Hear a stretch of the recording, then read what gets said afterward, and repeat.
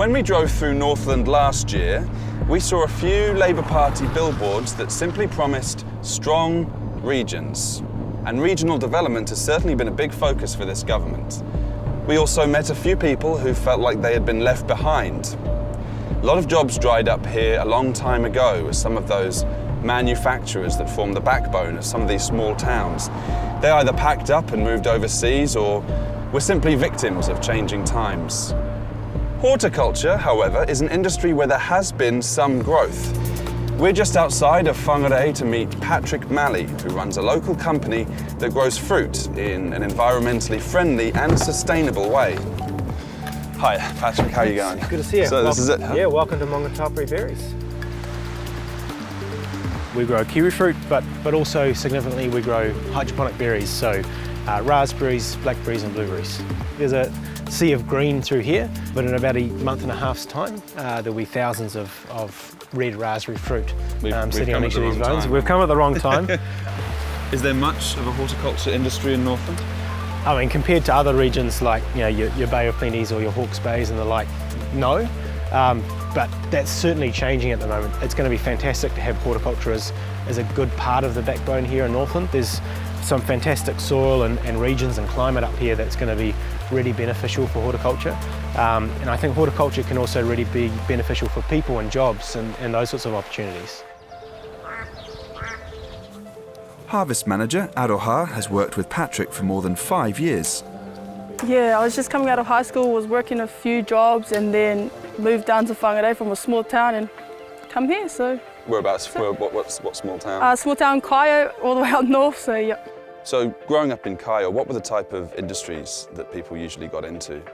There's nothing up there, mainly just agriculture or the oyster farms, but they got hit pretty bad with the disease, so there's not much work in Kaio at the moment. But the government is trying to change that. Northland is one of the big winners from the government's $1 billion a year Provincial Growth Fund. Millions are being poured into projects in the region to create jobs, fix up infrastructure, diversify the economy and boost tourism in the region. We're seeing a lot of support coming through from government and both at the local and the national level. And not just to horticulture, but to Northland in general. And I think it's going to take a while for that actually to bear fruit, if you excuse the pun. We're excited to see it happen, we really are, and we're excited to go along the journey, and I can't wait to see what the end of that actually looks like.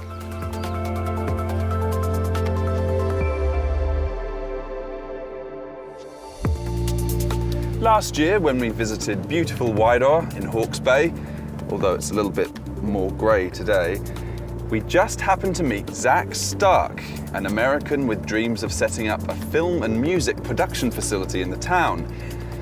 In the past, Wairoa, I suppose at least to outsiders, has been known for its gang problems and has really been dominated by those primary industries.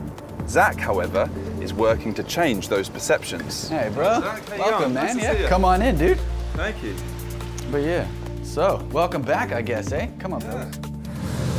Right now, the old Clyde Hotel is still being renovated by Zach and his family, but he dreams of people coming here to play music and learn production skills.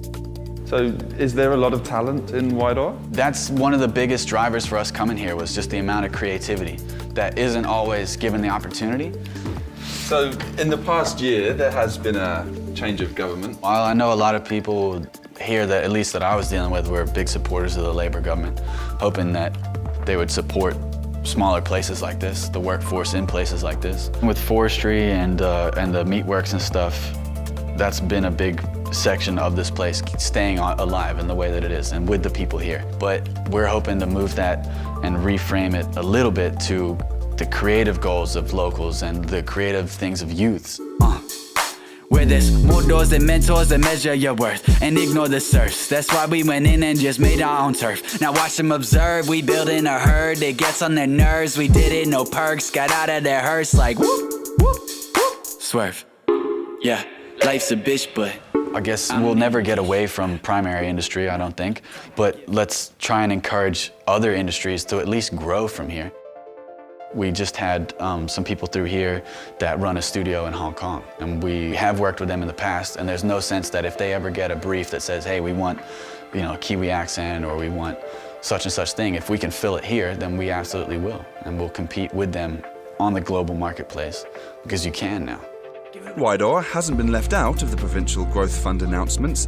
There's $5 million for reopening the rail line to Napier, and money to plant manuka trees in a wetland near the town. In this year's budget, the government also promised $15 million to boost education and employment opportunities for rangatahi. But Zach has his doubts about how the young people of Wairoa will benefit. If you're telling the person, nah, you gotta go and be a lawyer, a banker, or whatever, and if you're too stupid for that, then good luck at the gang, mate. See you later. You know, then you've missed out. What about their individual thing? What if they loved carving? What if they loved, music and all these things that help make our lives better? Nah, not the type that gives a fuck about the heat. Nah. You can go and get the... Pratima Hauraki is a Wairoa local who makes music with Zach as the rap group Rugged and Wild. King and the chief, hoorah. I'ma go ahead and break the ice, cuz you don't know me. Nah.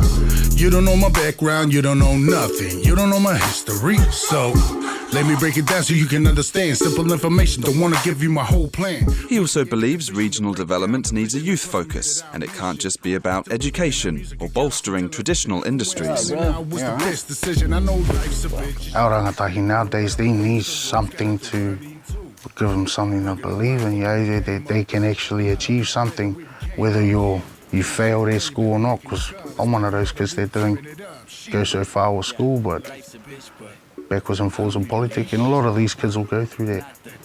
If you go to AVCO and you ask all of those workers besides the old chaps, do you really love this job? Ask the young ones, can you see yourself loving this job in 5, 6 years? Oh, I don't think any of them will turn around and go, yeah, bro, I love slaughtering meat. It's a hard job, but you won't last long doing something you don't love.